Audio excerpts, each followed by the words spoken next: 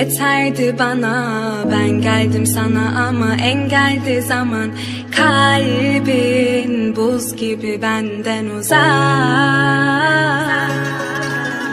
Anlattım derdimi bitiremedim. Ağladım ağladım hiç gülemedim.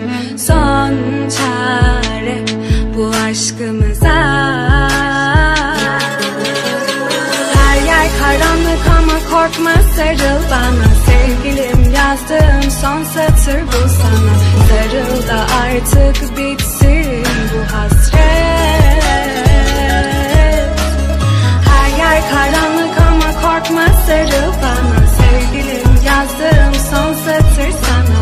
Sarıl da artık bitsin bu hasret.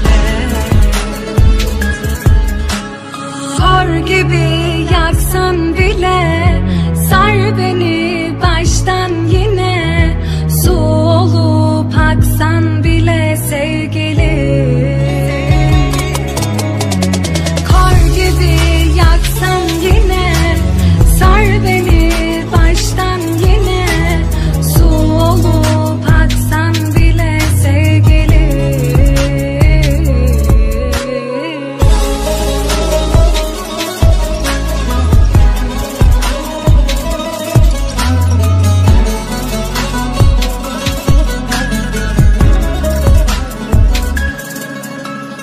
Bir gülüşün bile yeterdi bana.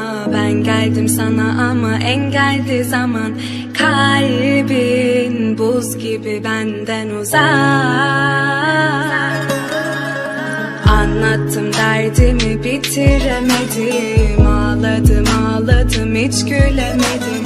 Son çare bu aşkımıza.